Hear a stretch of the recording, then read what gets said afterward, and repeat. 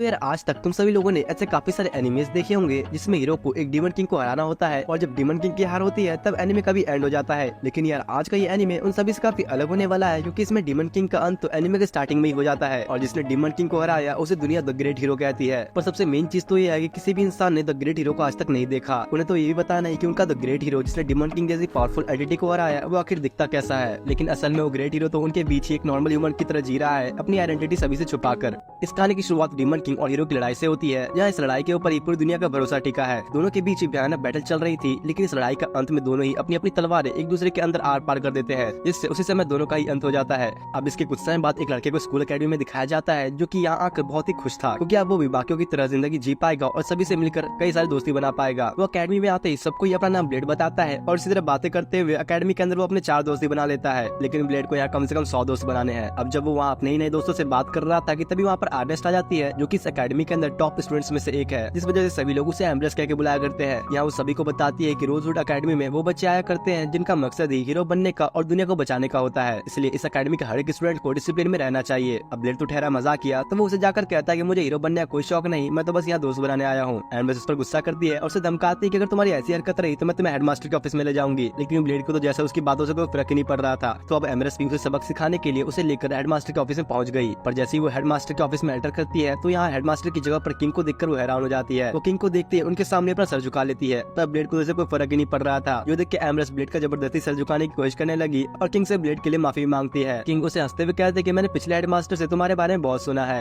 ये सुनकर वो थोड़ी हैरान हो गई और पूछते कि आखिर पिछले हेडमास्टर से आपका क्या मतलब है, जिस पर किंग ने उसे बताया कि अब वो इस अकेडमी का नया हेडमास्टर है। जो सुनकर तो पूरी तरह से हैरानी हो गई, पर साथ ही उसे इस बात की खुशी भी है कि वो किंग से फेस टू फेस बात कर पा रही है। लेकिन जब वो किंग के सामने कुछ ज्यादा ही बोलने लगी तो किंग उसे अपना मुंह बंद करके बाहर जाने के लिए कहता है क्योंकि उन्हें ब्लेड से कुछ पर्सनल बातें करनी है। ये सुनकर एम्ब्रेस को ब्लेड के ऊपर काफी गुस्सा आता है और बाहर आकर सोचने लगी कि आखिर भला ये नया लड़का किंग से कैसे इतना फ्रेंडली हो सकता है। यहाँ अंदर ब्लेड किंग से पूछता है कि अब आप यहाँ क्या कर रहे हो। इस पर किंग ने उसे बताया कि मैं तुम्हारी पावर्स को वापस लाने की कोशिश कर रहा हूँ। असल में यहाँ पर ब्लेड ही वो ग्रेट हीरो है जिसने डीमन किंग को हराया और उस बैटल के आखिर में ब्लेड किस तरह बच गया था। इधर किंग के पावर्स को वापस लाने की बात ब्लेड उन्हें मना करता है और कहता है कि मैं अपनी ऑर्डिनरी लाइफ से बहुत खुश हूँ और वैसे भी डीमन किंग तो अब खत्म हो चुका है, तो मुझे पावर्स की कोई जरूरत नहीं। तब किंग ने उसे बताया कि जब लड़ाई के बीच डीमन किंग ने तुम पर अटैक किया था तो उस अटैक के कारण तुम्हारी कई सारी पावर्स खत्म हो गई थी, तो इसलिए मुझे भरोसा कि मैं तुम्हारी पावर्स वापस ला सकता हूँ। दूसरी तरफ यहाँ एम्ब्रेस सोच में डूबी हुई थी कि तभी ब्लेड उसके पास आ जाता है। एम्ब्रेस उसे देखकर कहते हैं कि आखिर भला तुम यहाँ पर क्या कर रहे हो, ये एडवांस क्लासेस की ट्रेनिंग है, तुम्हारे जैसे लोअर क्लासेस के स्टूडेंट्स यहाँ पर नहीं आ सकते। तभी ब्लेड उसे अपना बैच दिखाता है जो कि एडवांस क्लास का था। तो एम्ब्रेस सोचती है कि पक्का यहाँ पर चीटिंग से आया है। एम्ब्रेस उसे फिर से कहती है कि एकेडमी तुम जैसे के लिए नहीं, जिसे हीरोज बनने का कोई शौक ही नहीं है। जिस पर ब्लेड कहता है कि ऐसा नहीं है, मुझे शौक तो है पर सिर्फ दोस्त बनाने का, और फिर वो अपने हमेशा वाली हरकतें शुरू कर देता है, जो देखकर एम्ब्रेस को इस पर फिर बहुत गुस्सा आता है। लेकिन तभी ब्लेड आकर उसका सर सहलाने लगा, जिससे बेचारी एम्ब्रेस का चेहरा शर्म के मारे लाल हो जाता है। अचानक से वो ब्लेड के ऊपर अपनी तलवार से एक पावरफुल अटैक करती है, जिससे सामने वाली दीवार पर एक दरार तक आ गई थी। पर ब्लेड ने तो उस अटैक को बड़े आराम से डॉज कर लिया, जो देख के एम्ब्रेस भी हैरान थी। तभी वहाँ एक लड़की आकर एम्ब्रेस से कहती है कि इंस्ट्रक्टर ने उन्हें असेंबल होने को कहा है। इस लड़की का नाम सोफी है। ब्लेड उसे अपना नाम बताकर उससे बात करने की कोशिश करता है, पर वो उस पर ज्यादा ध्यान नहीं देती। ब्लेड ऐसे 2-3 बार कोशिश करता है और तब जाकर सोफी उसे अपना नाम बताती है। इसके बाद एम्ब्रेस इंस्ट्रक्टर को बुलाकर उन्हें ब्लेड की एबिलिटीज के बारे में इन्फॉर्मेशन निकालने को कहती है और तब वो ब्लेड को एक टास्क देती है जिसमें उसे इस मेटल से बने कवच को तोड़ना है। पर वो पहले ही उसे वार्निंग देते हुए कहती है कि एक एडवांस लेवल का टास्क है, तो अगर तुम चाहो तो अभी भी यहाँ से भाग सकते हो। पर तभी ब्लेड जैसे अपनी पावर का इस्तेमाल करता है तो उस कवच के टुकड़े टुकड़े हो जाते हैं। यहाँ तक कि सामने वाली दीवार भी ब्लेड के अटैक की वजह से टूट चुकी थी और जितने भी वहाँ पर एडवांस लेवल के हीरोज मौजूद थे उन सभी की हालत खराब हो जाती है। यहाँ तक कि उस अटैक से एम्ब्रेस के कपड़ों तक के छिद्रे उड़ गए थे। वो खुद को किस तरह संभालते हुए ब्लेड से पूछते कि आखिर तुम हो कौन, जिस पर ब्लेड घबराते हुए उससे कहता कि मैं भी तुम लोग की तरह एक आम इंसान हूँ। अब इसके बाद अकेडमी के अंदर का सीन दिखाया गया जहाँ पर एम्ब्रेस खाना खा रही थी, लेकिन तभी ब्लेड उसकी टेबल पर आकर उसके साथ बैठ जाता है। साथ ही वहाँ उसे कुछ नए दोस्त भी लंच करने के लिए आते हैं, जिस पर ब्लेड उन्हें अपने पास बुलाता है। पर एम्ब्रेस को उसके पास बैठा देख के वो डर के मारे उसके पास जाते ही नहीं। एम्ब्रेस ब्लेड को कहती है कि सीट मेरे लिए बुक है और इस अकेडमी के सारे स्टूडेंट्स मुझसे डरते हैं। ब्लेड इसकी वजह पूछता है तो वो कुछ नहीं कहती। तभी जब ब्लेड ने वहाँ पर रखी करी खाई तो उसे उसका टेस्ट बहुत ही अच्छा लगता है और वो भुक्कड़ों की तरह उसे खाने लग जाता है। ब्लेड एम्ब्रेस को मदद करने के लिए थैंक्स कहता है क्योंकि उसने उसके नए दोस्त बनाने में काफी मदद की है। एम्ब्रेस को समझ नहीं आता कि आखिर वो किस दोस्त की बात कर रहा है। तब ब्लेड उसकी तरफ इशारा करता है, जिस पर एम्ब्रेस शर्माते हुए उसे कहते हैं भला हम कब दोस्त बने। ब्लेड कहता है कि हम दोनों एक साथ बैठ के लंच कर रहे हैं तो हम दोनों दोस्ती हुए ना। अब इसके बाद एम्ब्रेस अपने कमरे में आकर ब्लेड के बारे में सोचने लगी क्योंकि यहाँ पहली बार अकेडमी के अंदर उसका कोई नया दोस्त बना है। तब उसकी रखी तलवार हिलने लग जाती है, जो देख के एम्ब्रेस भी डर गई और तब उसे याद आता है कि जब वो 6 साल की थी तब उसने इस तलवार को छुआ था और उस दिन के बाद से उसके बाल रेड हो गए। एम्ब्रेस को उस तलवार में से हमेशा एक आवाज आती है जो कि उसे सबको खत्म कर देने के लिए कहती है। अब प्रेजेंट का सीन दिखाया जाता है जहाँ तलवार से कहने लगी मैं फ्लेमिंग फैमिली की हेड हूँ और तुम्हारे सामने तो मैं बिल्कुल भी नहीं झुकने वाली। इसके बाद अगले दिन दिखाया गया कि एम्ब्रेस लियोनार्ड के साथ ट्रेनिंग करने में लगी है। वो उससे पूरी ताकत का इस्तेमाल करने को कहती है और लियोनार्ड की भी पूरी ताकत इस्तेमाल करने के बावजूद भी वो उसे बड़ी आसानी से हरा देती है और वो इसके बाद सोफी से भी लड़ने लगी, पर वो भी उसके सामने हार मान जाती है। फिर एमरेस ब्लेड को लड़ने के लिए बुलाती है। इस पर ब्लेड उससे कहता है कि मुझे लड़ने में कोई परेशानी नहीं है, पर तुम्हारी हालत अभी लड़ने लायक नहीं। लेकिन एमरेस फिर भी नहीं मानती और अब जब वो उससे लड़ने वाली थी कि तभी वो अचानक से बेहोश होकर गिर जाती है। इसके बाद क्लिनिक में डॉक्टर ब्लेड को बताती है कि वो किसी बीमारी का इलाज कर सकती है, लेकिन किसी शराब या कोई जादू से बचाना उसकी बस की बात नहीं। इतने में एमरेस को भी होश आ गया और हड़बड़ाते हुए ब्लेड के ऊपर ही गुस्सा करती है। ब्लेड ने उसे बताया कि तुम लड़ने से पहले ग्राउंड में अचानक से बेहोश होकर गिर गई थी, जिस पर एमरेस हमेशा की तरह एटीट्यूड दिखाते हुए वहाँ से चली जाती है। डॉक्टर उसे रुककर आराम करने के लिए भी कहती है, लेकिन वो मानने वाली कहाँ थी और ब्लेड के साथ बाहर आ जाती है। जब उसे रियलाइज होता है कि ब्लेड से कुछ ज्यादा चिपक रही है तो वो उसे अलग करती है। एमरेस जाते हुए ब्लेड से कहती है कि तुम मेरे बारे में जो कुछ भी जानते हो वो किसी को भी मत बताना। इसके बाद रात में कैसल का सीन दिखाया गया, जहाँ पर उसी कैसल के अंदर ब्लेड किसी सीक्रेट रूम में जानकारी निकालने के लिए आया था। असल में तो यहाँ पर ब्लेड एमरेस की तलवार के बारे में जानकारी लेने आया है। उसे वहाँ पर एसेमोडिस डीमन के बारे में पता चलता है, जो कि इस वक्त एमरेस की तलवार के अंदर मौजूद है। इसके बाद अगले सीन में ब्लेड एमरेस से प्राइवेट में बात करने के लिए आ गया। एमरेस को लगा कि ब्लेड उसे धमकी देना चाहता है, क्योंकि वो स्कूल में सबसे टॉप स्टूडेंट है, तो उसे लगा कि शायद ब्लेड उसकी जगह छीनना चाहता है। पर ब्लेड कहता है कि मुझे इन सब में कोई इंटरेस्ट नहीं, मुझे तो सिर्फ तुम में इंटरेस्ट है। ये सुनकर एमरेस हड़बड़ा जाती है और ब्लेड से कहती है कि तुम सिर्फ मेरे दोस्त हो। और तभी ब्लेड उससे कहता है कि मैं तुम्हारी तलवार के बारे में सारी बातें जानता हूँ। इसके बाद ब्लेड एमरेस को लाकर बताने लगा कि इस तलवार के अंदर जो डीमन है उसने अभी तक अपनी पूरी पावर्स तुम्हें नहीं दी। जिस पर वो बताती है कि जब वो 6 साल की थी तभी वो गलती से इस डीमन स्वॉर्ड से श्रापित हो गई थी। उसने गलती से उसको छू लिया, जिसके बाद वो डीमन उसके शरीर में समा गया। इस वजह से उसे आज भी आवाजें आती है कि सब कुछ खत्म कर दो, सब तबाह कर दो। और इन सबसे बचने का सिर्फ एक ही रास्ता है, उसे डीमन को मनाना होगा उसकी पूरी ओनरशिप लेने के लिए। लेकिन अगर वो इसमें फेल हो गई तो डीमन उसके ऊपर पूरी तरह से कब्जा कर लेगा। तब ब्लेड उसे ऐसा करने के लिए कहता है, जो सुन के एमरेस पहले तो उसे इसके लिए मना करती है, और ब्लेड की आंखों में कॉन्फिडेंस देखकर वो इसके लिए तैयार हो जाती है।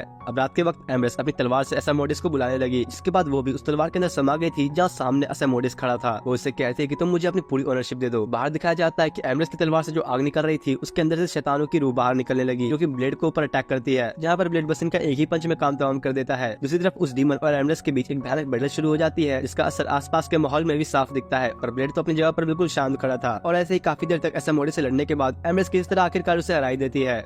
अगले दिन का सीन दिखाया गया, जहाँ पर ब्लेड ट्रेनिंग कर रहा है, लेकिन ये ट्रेनिंग तो उसके लिए मामूली है, उसे तो अपनी तलवार निकालने की भी जरूरत नहीं। जिस पर एमरेस उससे आकर कहती है कि तुम तो अपने अपोनेंट्स की बेइज्जती कर रहे हो, कम से कम अपनी तलवार तो निकाल लो। तभी ब्लेड उससे कहता है कि वैसे आज तुम थोड़ी अलग लग रही हो। इसको सुनकर वो भी थोड़ा शर्मा गई और पूछने लगी कि ऐसा आज क्या अलग लग रहा है उसमें। लियोनार्ड ब्लेड को इशारे में बताने की कोशिश करने लगा, पर कुछ देर तक सोचने के बाद ब्लेड कहता है पता नहीं। जो सुनकर बेचारी एमरेस तो सदमे में चली गई। लियोनार्ड गुस्से में ब्लेड से बोलने लगा, क्या तुम्हें नहीं पता अगर कोई लड़की अपनी बालों का हेयर स्टाइल चेंज करे तो उसका क्या मतलब होता है। तब ब्लेड सोफी को नोटिस करता है, जो कि काफी शांत खड़ी थी, और उसके बारे में पूछता है, जिस पर एमरेस उसे बताने लगी कि वो उसकी कमांड्स मानती तो है, लेकिन वो किसी के साथ भी फ्रेंडली नहीं है। जो सुनकर ब्लेड अब सोफी के पास जाकर उससे बात करने की कोशिश करने लगा और कहता है कि मैं तुम्हारी मदद करने के लिए आया हूँ। जिस पर सोफी उससे कहती है कि तुम मुझे कमांड दे रहे हो। पर अब ब्लेड को समझ में आ गया कि लड़की किसी के साथ भी फ्रेंडली क्यों नहीं है। सोफी बताती है कि वो बस कॉम्बैट फाइट्स में अच्छी है। तो ब्लेड कहता है कि तुम चाहो तो मैं तुम्हें तलवारबाजी सिखा सकता हूँ, लेकिन सोफी को फिर से लगा कि ब्लेड उसे कमांड दे रहा है। पर आखिर में थोड़ा समझाने के बाद सोफी ब्लेड की बात मान लेती है और अब वो लोग एक साथ ट्रेनिंग कर पाते। उससे पहले इंस्ट्रक्टर ने अनाउंस कर दिया कि ब्रेक का टाइम हो चुका है। जो सुनकर ब्लेड काफी गुस्सा होता है, क्योंकि अभी अभी तो वो सोफी के पास आया था।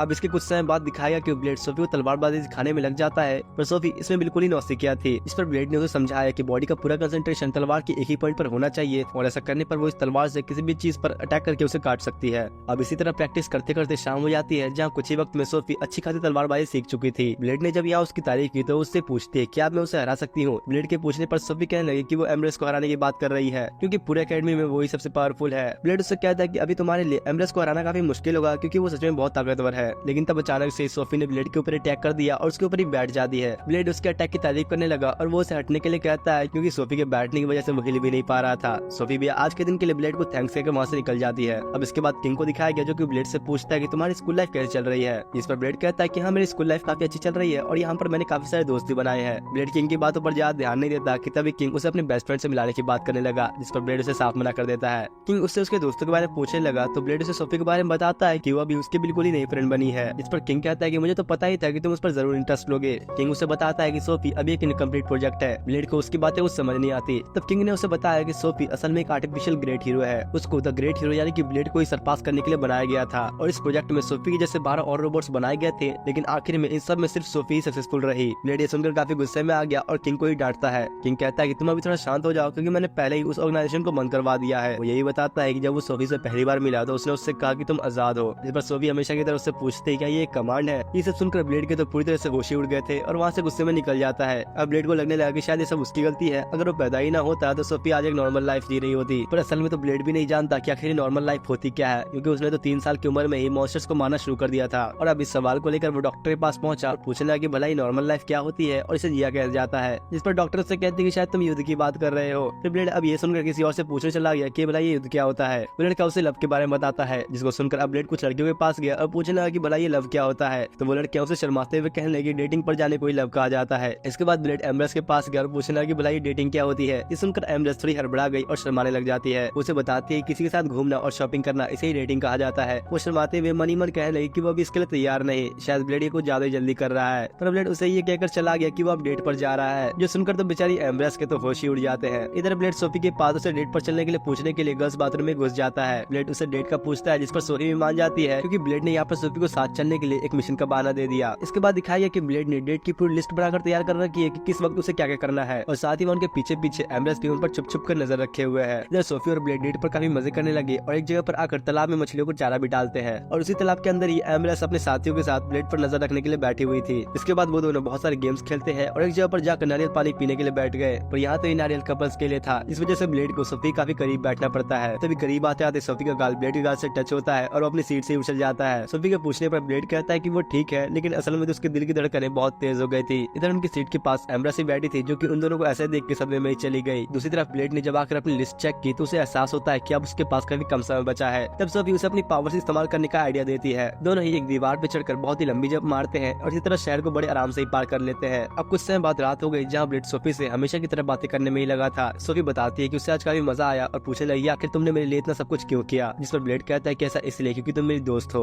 जो सुनकर सोफी उससे कहने लगी कि अगर वो दोनों दोस्त है तो उनके बीच कुछ भी सीक्रेट नहीं होना चाहिए। इसी वजह से सोफी ने ब्लेड को अपने बारे में सारी बातें बता दी, जो कि किंग ने ब्लेड को ऑलरेडी बता दिया था। लेकिन यहाँ ब्लेड को कुछ नई बातें पता चली कि सोफी कुछ स्पेशल पावर्स भी इस्तेमाल कर सकती है, जैसे भी किसी भी चीज की शेप और उसकी फॉर्म को बदलना। साथ ही उसके पास ग्रेविटी और टाइम को मैनिपुलेट करने की पावर्स भी है। लेकिन क्योंकि अभी उसकी खुद के पावर्स पर ही उसका पूरा कंट्रोल नहीं है, तो वो इन पावर्स का इस्तेमाल सिर्फ कुछ सेकंड्स के लिए कर सकती है। सोफी को देखकर ब्लेड ने भी उसे अपने बारे में सारी सच्चाई बता दी और कहा कि मैं ही ग्रेट हीरो हूँ। ब्लेड उससे माफी मांगता है क्योंकि उसकी वजह से सोफी को इतना कुछ सहना पड़ा। वो उसे बताता है कि मैंने सिर्फ 3 साल की उम्र से ही मॉन्स्टर्स को मारना शुरू कर दिया था, पर ये पावर्स मेरे लिए एक श्राप है, क्योंकि लोगों को बचाने के लिए मैं अपनी जान की बाजी तक लगा देता हूँ, लेकिन इसके बावजूद ही मेरे सेक्रीफाइस की कोई इज्जत तक नहीं करता। और ऐसा कहते कहते ब्लेड काफी उदास हो गया। सोफी उसे गले लगाकर बताती है कि जब किंग ने उसे आजाद किया तो वो जगह जगह घूमने लगी, जहाँ वो बहुत से लोगों से ग्रेट हीरो के बारे में तारीफ सुनती थी, और इसी वजह से वो भी ग्रेट हीरो जैसी बनना चाहती थी। ब्लेड ये सुनकर थोड़ा हैरान हो गया, लेकिन साथ ही वो खुश भी हो जाता है। दोनों ही एक दूसरे से प्रॉमिस करते हैं कि अपनी इन बातों को हमेशा एक सीक्रेट ही रखेंगे। अगले दिन कैंटीन का सीन दिखाया गया, जहाँ पर ब्लेड खाना खाने में लगा है। खाते हुए उसके गाल पर थोड़ी कड़ी लग जाती है, जो देख के सोफी उसके गालों को बड़े ही प्यार से साफ करती है। एम्ब्रेस हर बार की तरह देखकर जलने लग जाती है। तो ब्लेड के बाकी दोस्त भी आकर उनके साथ बैठ जाते हैं। उनमें से एक लड़की ब्लेड से अपनी ड्रेस के बारे में पूछने लगी, लेकिन ब्लेड को कुछ समझ ही नहीं आता। एम्ब्रेस बताती है कि अब ये चारों एडवांस क्लास में प्रमोट कर दिए गए हैं, जिस वजह से अब ये लोग स्कूल में अपनी मर्जी कोई भी कपड़े पहनकर घूम सकते हैं। तब एम्ब्रेस ब्लेड को बताती है कि उसने सुना है कि क्लास में किसी खतरनाक ड्रैगन को लेकर आने वाले हैं। तभी अचानक से ही वहाँ पर तेज भूकंप आने लगा। ब्लेड और उसके दोस्त जब हॉल में चेक करने आए तो वो देखते हैं कुछ नाइट्स एक बड़े से ड्रैगन के साथ फाइट करने में लगे हैं। लेकिन तभी ब्लेड आकर उस ड्रैगन को बस एक ही मुक्के में गिरा देता है और उससे पूछता है क्या तुम्हें भूख लगी है। और तब ब्लेड ने उस ड्रैगन को अपनी करी खिला दी, पर करी इतनी ज्यादा तीखी थी कि वो ड्रैगन मिर्ची लगने के कारण आके गोले छोड़ने लग गया। और अब जब ब्लेड पीछे मुड़ा तो वो देखता है कि अकेडमी के सारे स्टूडेंट्स उसे देख के हैरान थे, क्योंकि उसने तो बस अपने एक ही मुक्के में उस ड्रैगन को हरा दिया। ब्लेड को लगने लगा कि शायद अब उसका सच सबके सामने ना आ जाए, इसलिए वो उन्हें समझाने की कोशिश करने लगा कि बहुत ही नॉर्मल बात है। ये ड्रैगन नहीं तो कोई ज्यादा पावरफुल है और नहीं कोई ग्रेट ड्रैगन है, तो इसे चाहे तो कोई भी एक मुक्के में बड़े आराम से हरा सकता है। लेकिन यहाँ कोई भी ब्लेड की बात पे यकीन करने को तैयार ही नहीं। तब अचानक से उस ड्रैगन ने एक बच्ची का रूप ले लिया, जो देखकर एम्ब्रेस और उसके बाकी सभी साथी भी हैरान थे। वो लड़की आके ब्लेड को गले लगाते हुए उसे फादर कहने लगी, जिस पर ब्लेड उस लड़की को अपने दूर हटाकर कहने लगा कि शायद तुम गलत समझ रही हो। तो एम्ब्रेस से पूछता है कि भला ये ड्रैगन कहाँ चला गया। तो एम्ब्रेस ने उसे बताया कि अभी अभी वही ड्रैगन तो इस लड़की में बदला है। जो सुनकर पहले तो ब्लेड को यकीन नहीं होता, पर अब जब सोफी ने भी यही बात बोली तो उसे यकीन हो जाता है। वो लड़की अभी ब्लेड को फादर कहते हुए उसे साथ में खेलने के लिए कहने लगी। और यहाँ ये ड्रैगन गर्ल ऐसा इसलिए कर रही थी क्योंकि अभी अभी ब्लेड ने उसे हराया है। जिसके बाद अब रात का सीन दिखाया गया, जहाँ ब्लेड उस लड़की को एक फादर की तरह नहलाता है। लेकिन जब वो उसे नहला ही रहा था कि तब एम्ब्रेस उसे कुछ बताने के लिए आती है, पर ब्लेड को इस तरह नहाता हुआ देखकर वो हमेशा की तरह शर्मा जाती है।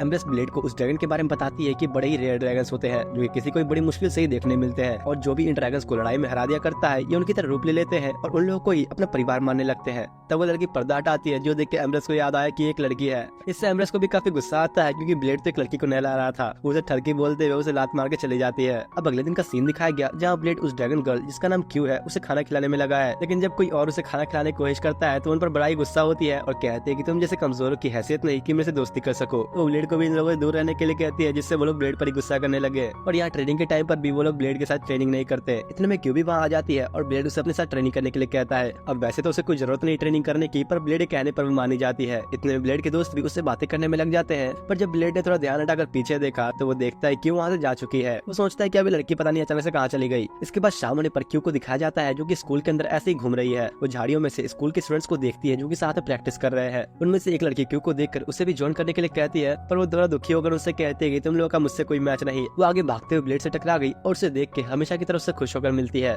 इसके बाद रात होने पर वो सो जाती है जहाँ पर ब्लेड भी उसके पास ही है। इतने में एम्ब्रेस ब्लेड से बात करने के लिए उसे कमरे में आ जाती है और वो दोनों टेरिस पर जाकर क्यू के बारे में ही बातें करने लगे। जहाँ ब्लेड बताता है कि जब ड्रैगन्स जन्म लेते हैं तो उस समय वो जिसे सबसे पहले अपने सामने देखते हैं उसे ही अपना पेरेंट्स मानने लगते हैं, तो इसलिए उसे ऐसा लगता है कि जब क्यू पैदा हुई होगी तो काफी अकेली होगी। जिस पर एम्ब्रेस ब्लेड से कहती है कि तुम्हें ये मानना होगा कि तुम हमेशा क्यू को ये नहीं दिखा सकते कि तुम उसके पेरेंट हो। ब्लेड यहाँ पर एम्ब्रेस की बात से एग्री तो करता है, पर क्यू को वो अकेला भी तो नहीं छोड़ सकता क्योंकि हमेशा अकेले रहने का दर्द वो अच्छी तरह से जानता था। तब एम्ब्रेस कहती है कि इसका मतलब तुम बिल्कुल सीरियस हो उसका ख्याल रखने के लिए, है ना। साथ ही सोफी भी यही खड़ी होकर उनकी बातें सुन रही थी। अब ब्लेड वापस अपने कमरे में आ गया जहाँ उसे क्यू नहीं दिखती। क्यू उसे स्कूल की बिल्डिंग के टॉप पे मिलती है जहाँ वो बैठ के चांद को देखने में लगी है। ब्लेड बातें करते उससे पूछता है कि आखिर तुम दोस्त क्यों नहीं बनाती। इस पर वो कहती है कि इंसान के मुकाबले में ड्रैगन्स काफी पावरफुल होते हैं, इसलिए वो लोग मेरी दोस्ती के लायक नहीं। और वैसे भी ड्रैगन्स तो हमेशा अकेले जीते और मरते हैं। क्यू ब्लेड से कहती है कि मुझे तुम्हारे सिवाय और किसी की जरूरत नहीं। अगले दिन किंग को दिखाया गया जो कि ब्लेड से कहता है कि आखिर तुमने मुझे समझ क्या रखा है, मैं यहाँ कोई बेबी सिटर नहीं हूँ। जिस पर ब्लेड उनसे कहता है कि यहाँ पर बस हम दोनों ही है जिससे क्यू दोस्ती कर सकती है। ब्लेड किंग से क्यू के बारे में पूछता है कि आखिर अभी वो कहाँ है, क्योंकि वो काफी समय पहले क्यू को किंग के हवाले करके गया था। तब किंग उसे बताते हैं कि जब वो बैठ क्यू के साथ खेल ही रहे थे तो उनकी दाढ़ी क्यू को काफी चुभने लगी, जिसकी वजह से वो परेशान होकर भाग जाती है। अब ब्लेड की भी सुनकर थोड़ा परेशान हो गया और पूरे स्कूल में उसे ढूंढने लग गया, लेकिन फिर भी क्यू से पूरे स्कूल में नहीं मिलती। जो देख के ब्लेड वापस अपने कमरे में गया तो वो देखता है क्यू तो अंदर बैठकर डॉल्स के साथ खेलने में लगी है, जहाँ उसने सभी डॉल्स को ब्लेड के दोस्तों का नाम दे रखा है। ब्लेड को भी देख के अच्छा लगता है, पर धीरे धीरे उसने चीज नोटिस की क्यू को टोटल 108 लोगों का नाम याद है। इसका मतलब था कि क्यू को सच में दोस्तों की जरूरत है। अब अगले दिन ब्लेड बैटलफील्ड में आकर अपने सभी दोस्तों से रिक्वेस्ट करने लगा कि वो सब मिलकर क्यू को हरा दे ताकि वो उन्हें अपना दोस्त मान सके, पर यार वो सभी फिर भी डर रहे थे क्योंकि आखिर वो इतने खतरनाक ड्रैगन को कैसे हराएंगे। यहाँ ब्लेड के साथ साथ एम्ब्रेस भी उनसे काफी रिक्वेस्ट करती है, जो देख के वो लोग भी एक बार उसे हराने के लिए ट्राई करने के लिए मान गए। इधर किंग को दिखाया गया जो कि जज सीट पर बैठा हुआ था। अपने सर्वेंट से कहता है कि भले इंसान अकेले कमजोर हो, पर जब वो एक साथ मिल जाते हैं तो वो किसी मुश्किल का आसानी सामना कर सकते हैं। दूसरी तरफ बैटलफील्ड में क्यू भी अपने ड्रैगन फॉर्म में सबके सामने आ जाती है, जहाँ वो अपने इसी ड्रैगन फॉर्म के साथ सभी से फाइट करने लगी, पर यहाँ पर कोई भी उसको टक्कर नहीं दे पाता और सभी यहाँ तो उल्टा उससे बचकर ही भागने लगे। जिस पर एम्ब्रेस उनसे कहती है कि आखिर तुम सभी ऐसे भाग क्यों रहे हो,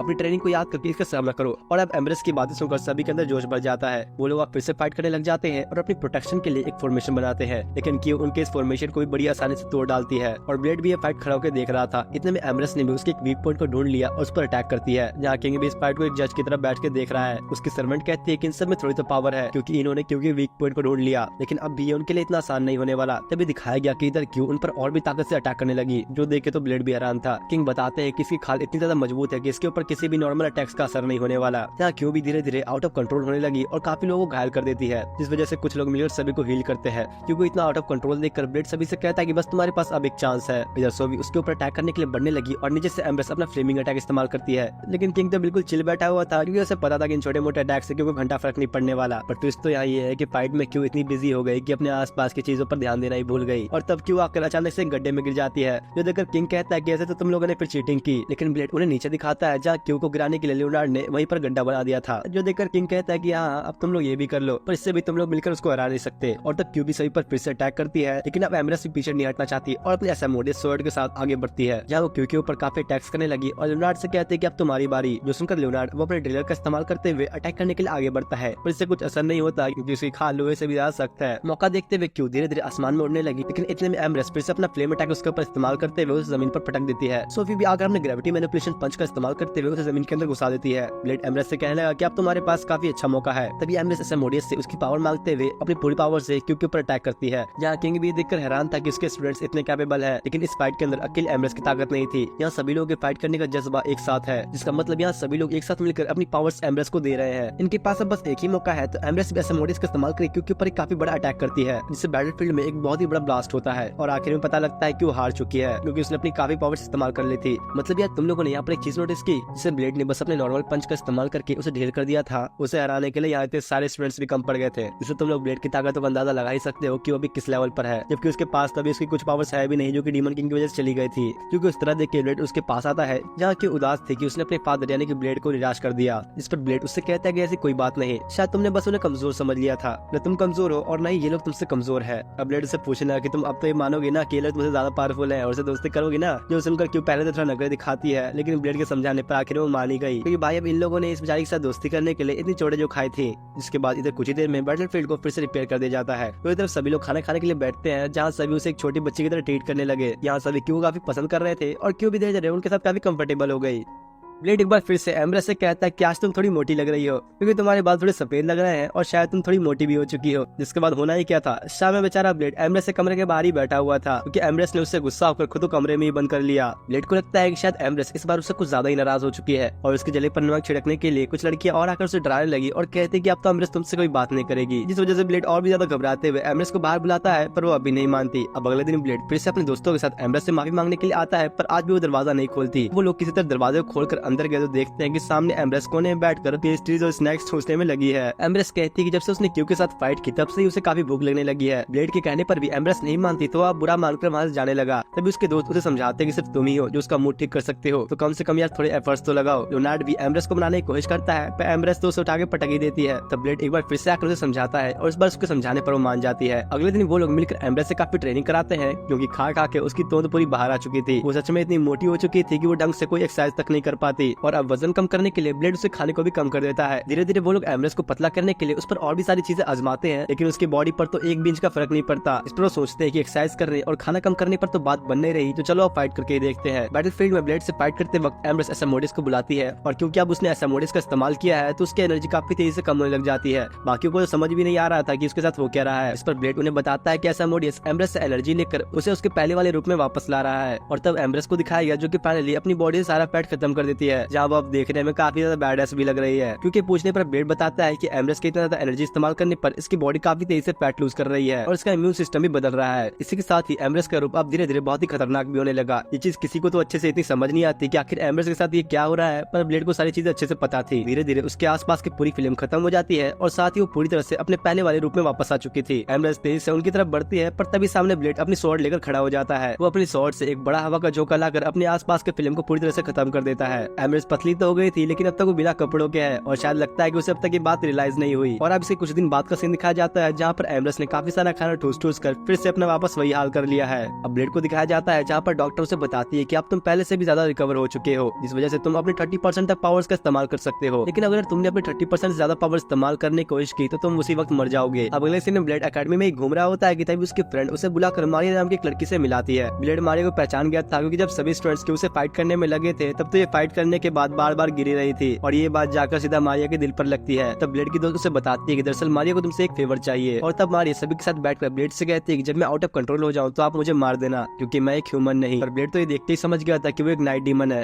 अब यार ऑब्वियसली ऐसा तो होगा ही कि वो एक ग्रेट हीरो है। तब मारिया बताती है कि उसके अंदर एक बहुत ही खतरनाक बीस्ट है, इस वजह से वो अपनी पावर्स को ढंग से कंट्रोल तक नहीं कर पाती। मारिया उसी वक्त गलती से कप भी तोड़ देती है। एम्ब्रेस इसे समझ जाती है कि अगर वो लोग मारिया जल्दी कुछ न करे तो उसके अंदर का वो बीस्ट बाहर आ जाएगा। साथ ही अगर बीस्ट के बाहर आने पर मारिया को अकेडमी से निकाल दिया गया तो उसके पास रहने के लिए कोई भी जगह नहीं बचेगी और न ही उसे कोई पेरेंट्स है, तो इसलिए उसे अपनी पावर्स को कंट्रोल करना सीखना है। इस सुनकर ब्लेड कहता है कि मुझे अच्छे से पता है कि तुम कैसा फील कर रही हो, क्योंकि मेरे ही पेरेंट्स नहीं थे। यहाँ ब्लेड मारिया की मदद करने के लिए तैयार हो गया, जो देख के उसके बाकी दोस्त भी इसके लिए तैयार हो जाते हैं। अगले ही सीन में सही बैटल ग्राउंड में पहुंच गए, जहाँ वो लोग पूरे बैटल ग्राउंड को एक मैजिकल बैरियर से घेर लेते हैं। ब्लेड मारिया से कहता है कि तुम अब तक जितना ही पावर्स कंट्रोल कर रही थी तुम उन सभी को रिलीज कर दो, लेकिन मारिया तो अपनी पावर्स से शायद कुछ ज्यादा ही डरती है। ये देखकर एम्ब्रेस उसे दिलासा देती है और थोड़ा समझाने के बाद मारिया इसके लिए मानी जाती है। वो अपने दोनों हाथों और पैरों का लॉक खोलकर एक लॉकेट निकालती है। यही सबसे पावरफुल सील है, अगर उसने खोल दिया तो वो डीमन बाहर आ जाएगा। ये डिमोनिक पावर्स इतनी खतरनाक थी कि इसके रिलीज होने से पहले ही एम्ब्रेस काफी डरने लगी, लेकिन अब काफी देर हो चुकी थी क्योंकि मारिया उस सील को तोड़ देती है। अचानक आसपास काफी ज्यादा पावर्स रिलीज होना शुरू हो जाती है, जहाँ मारिया की बॉडी धीरे धीरे ट्रांसफॉर्म भी होने लगी और आखिर में मारिया पूरी तरह से एक डीमन गर्ल के अंदर कन्वर्ट हो जाती है। तब ब्लेड ने मारिया के सर पर एक मार्क देखा, जो देख के वो काफी ज्यादा हैरान हो जाता है। डीमन गर्ल आते ही सभी से सर झुकाने के लिए कहती है। एम्ब्रेस जल्दी से एसामोडिस को बुलाती है और उसके साथ कंबाइन करके डीमन गर्ल के ऊपर अटैक करती है, लेकिन उसकी पावर्स इतनी ज्यादा थी कि वो सिर्फ अपनी एक चुटकी से ही एम्ब्रेस को काफी दूर फेंक देती है। लियोनार्ड भी उसके ऊपर अटैक करने लगा, पर डीमन गर्ल की पावर के सामने वो भी नहीं टिक पाता। सोफी ने अचानक से उसके पीछे से जाके उसे पकड़ लिया और मौके का फायदा उठाकर क्यों भी उस पर अटैक करती है, लेकिन डीमन गर्ल ने तो सोफी को बहुत इजीली निपटा दिया और क्यों के अटैक को बड़ी आसानी से रोकते हुए उसके ऊपर वापस अटैक कर देती है। अब यहाँ सभी की हालत काफी बुरी हो गई थी और आखिर में अब सिर्फ ब्लेड ही बचा है। ब्लेड उस पर अपनी स्वॉर्ड से अटैक करने लगा, लेकिन वो उसे मारते हुए हवा में उड़ा देती है, जिसके बाद वो अपने फायर अटैक का इस्तेमाल करती है, जो कि इतना पावरफुल था कि उसे ब्लेड का स्वॉर्ड भी नहीं रोक पाता और टूट जाता है। इतने में एम्ब्रेस की तरह उठकर ब्लेड के पास आकर अपनी स्वॉर्ड उसे दे देती है। एम्ब्रेस की स्वॉर्ड से डिमोनिक पावर रिलीज होनी शुरू हो जाती है, पर ब्लेड तो उससे भी ज्यादा पावर रिलीज कर रहा था। वो सीधा जाकर स्वॉर्ड से डीमन गर्ल के ऊपर अटैक करता है, पर इस बार वो डीमन गर्ल इसे भी आसानी से रोक ही लेती है। लेकिन तब एक ट्विस्ट आता है कि उस डीमन गर्ल की शील्ड अचानक से टूटने लग गई। वो भी ये देखकर काफी डर जाती है और तब ब्लेड अपनी पूरी ताकत एक जगह पर कंसंट्रेट करके उसके ऊपर काफी बड़ा अटैक करता है, जिस वजह से आखिरी में वो डीमन गर्ल हारी जाती है। और अब इतना ज्यादा खतरनाक अटैक करने से ब्लेड वहीं पर बेहोश हो चुका था। अगले सीन में ब्लेड हॉस्पिटल में आ जाता है, जहाँ उसकी आंख खुलने पर डॉक्टर उसे देखकर काफी खुश हो गई। ब्लेड बाकी सभी के बारे में पूछता है, जिस पर डॉक्टर उसे बताते हैं कि अभी फिलहाल तो बाकी सभी लोग ठीक है। तब उस डीमन गर्ल को दिखाया गया जो कि अब काफी ज्यादा चेंज हो चुकी है। ब्लेड भी अकेडमी में जाकर उससे मिलता है और तब वो उसे देखते ही कहती है, तो कैसे हो ग्रेट हीरो। ब्लेड जल्दी से जाकर उसका मुंह बंद करता है और पूछने लगा आखिर तुम्हें कैसे पता चला। फिर ब्लेड और उसके सभी साथियों किंग के पास दिखाया जाता है, जहाँ किंग सभी को कहता है कि मुझे अच्छी तरह से पता है कि मारिया एक नॉर्मल ह्यूमन नहीं है। उसकी मदर एक ह्यूमन थी, लेकिन उसके फादर को अभी तक किसी खबर नहीं, और लोग तो ये तक कहते हैं कि उसका फादर एक डीमन किंग है। इस सुनकर ब्लेड सारी बात समझ जाता है और सोचने लगा कि इसका मतलब मारिया उस डीमन किंग की बेटी है। इधर अकेडमी में मारिया काफी पॉपुलर हो चुकी है, जहाँ सभी लड़के बस उसी के दीवाने हैं और यहाँ तक लड़कियां भी उसे दोस्ती करना चाहती है। ब्लेड एम्ब्रेस से पूछने लगा कि अब जब इसका इतना रूप बदल ही चुका है तो इसका नाम क्या है। एम्ब्रेस कहते हैं कि लोग अब इसे माओ के नाम से बुलाते हैं।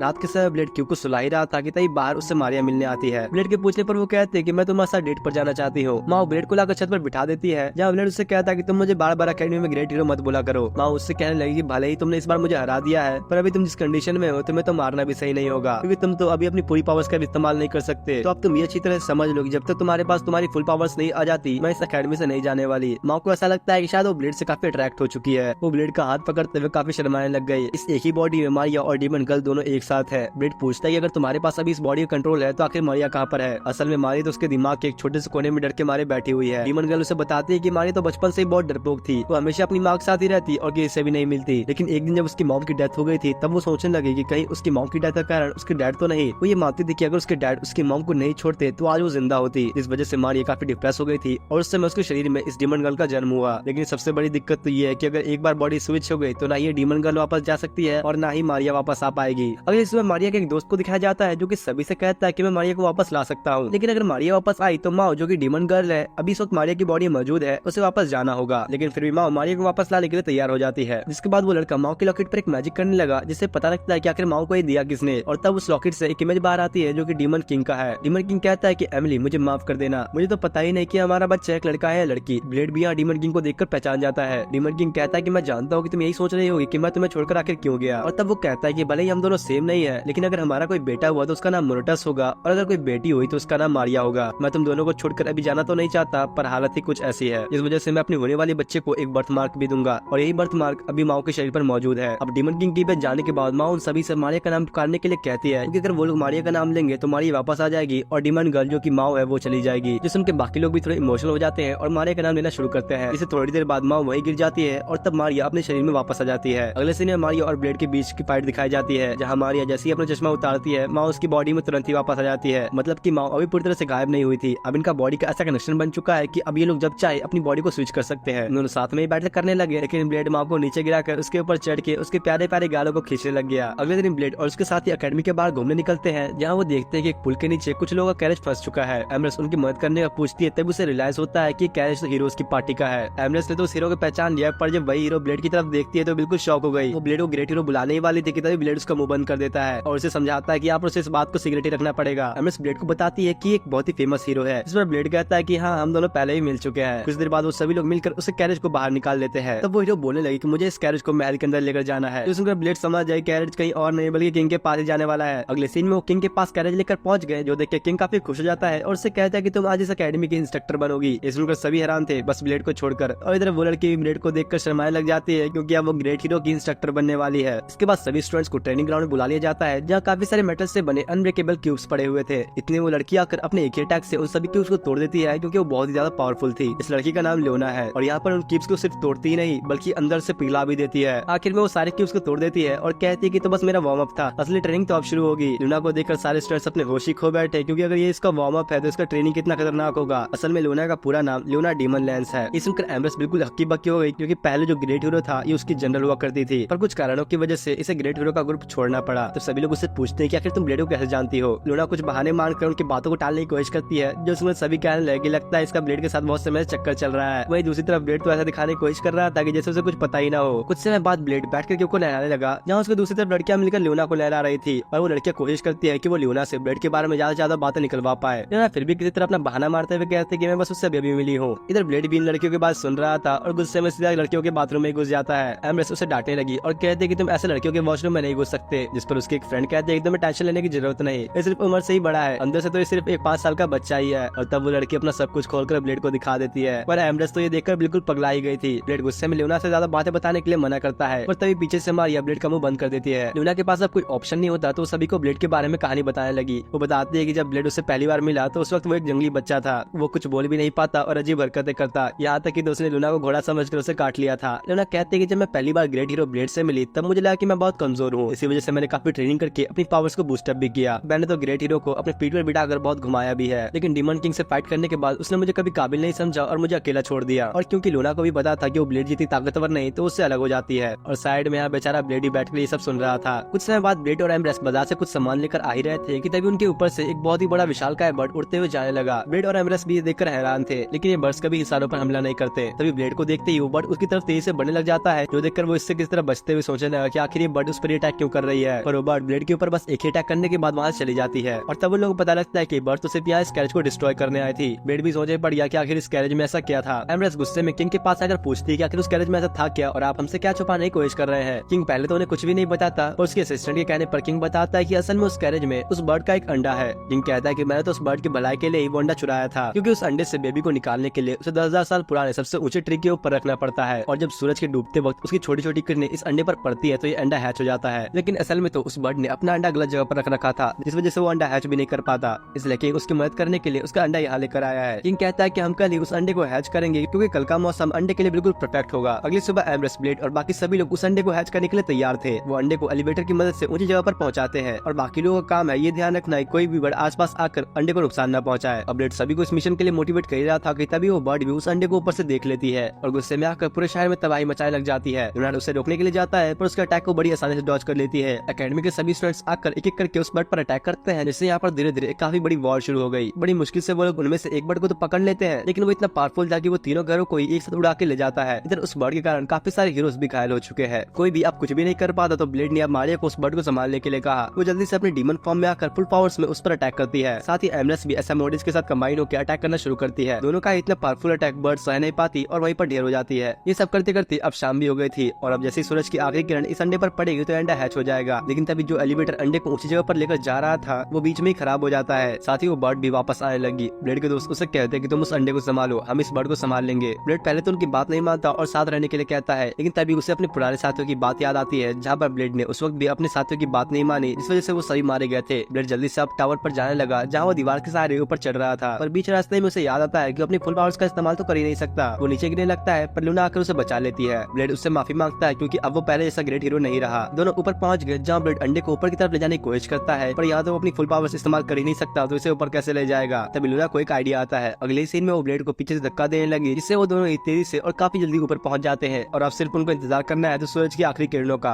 किंग भी देख के काफी खुश हो जाता है, लेकिन यहाँ पर इतने में वो दूसरी बर्ड पहुंच चुकी थी जो कि इस वक्त काफी गुस्से में है। बर्ड को देखकर तो बेचारी किंग की तो फटी जाती है। इतने में सोफी पीछे से आकर उस बर्ड के ऊपर अपनी ग्रेविटेशनल पावर का इस्तेमाल करके उसे नीचे फेंक देती है। अब ब्लेड के पास भी कोई रास्ता नहीं बचता तो वो भी उस बर्ड पर अटैक करके उसे नीचे फेंक देता है। इधर लगभग सनसेट की आखिरी किरण आने का टाइम भी हो चुका था, लेकिन ब्लेड ने तो शायद अपनी कुछ ज्यादा ही ताकत इस्तेमाल कर ली, जिससे वो तो अब हिल भी नहीं पाता। दूसरी तरफ वो अंडा कुछ देर में हैच हो गया और अंदर से बर्ड के 2 बेबीज निकलते हैं। ये दोनों ही ट्विंस है। वो अंडे से बाहर निकलते ही सोफी और ब्लेड को अपने सामने देखकर उन्हें ही अपना पेरेंट्स मानने लग जाते हैं, जहाँ कुछ समय बाद ये लोग इन बर्ड्स के साथ काफी मजे भी करते हैं। अब अगले सीन में ब्लेड के हाथ में एक तलवार होती है जिसमें सिर्फ खून लगा हुआ है और यहाँ पर पता लगता है कि ब्लेड ने अपने सभी दोस्तों को मार डाला है। तभी सोफी ब्लेड से फाइट करने के लिए आती है और कहती है कि अगर मैं अपनी पावर्स न रोकूं तो शायद मैं तुमसे जीत सकती हूँ। सोफी अपने अंदर के आर्टिफिशियल ग्रेट हीरो का पावर इस्तेमाल करके टाइम स्टॉप करके ब्लेड के ऊपर अटैक करती है। पर जब टाइम फिर से नॉर्मल होता है तो वो देखती है कि ब्लेड को कुछ हुआ ही नहीं। ब्लेड तेजी से सोफी का गला पकड़ते हुए उसे पीछे धकेल देता है और अपनी तलवार से उसे वहीं मार देता है। सोफी को नीचे मरा देखकर ब्लेड सोचने लगा कि आखिर उसके साथ हो क्या रहा है। तभी वो किंग को बुलाने लगता है, जहाँ पर किंग सामने आकर उससे पूछता है तो कैसा लगा तुम्हें ये वर्चुअल रियलिटी गेम। ये एक साइंटिफिक मशीन है जिसकी मदद से कोई भी वर्चुअल रियलिटी के अंदर जा सकता है, जहाँ सब कुछ बिल्कुल रियलिटी जैसा ही होगा। लेकिन ब्लेड कहता है कि तो कुछ ज्यादा ही रियल लग रहा है, मुझे तो सच में ऐसा लग रहा है कि मैं अपने दोस्तों को ही मार रहा हूँ। जो सुनने के बाद किंग गेम के बैकग्राउंड को चेंज कर देता है, जहाँ वो इस बार रियलिस्टिक बैकग्राउंड के बजाय थोड़ा फनी बैकग्राउंड लगा देता है।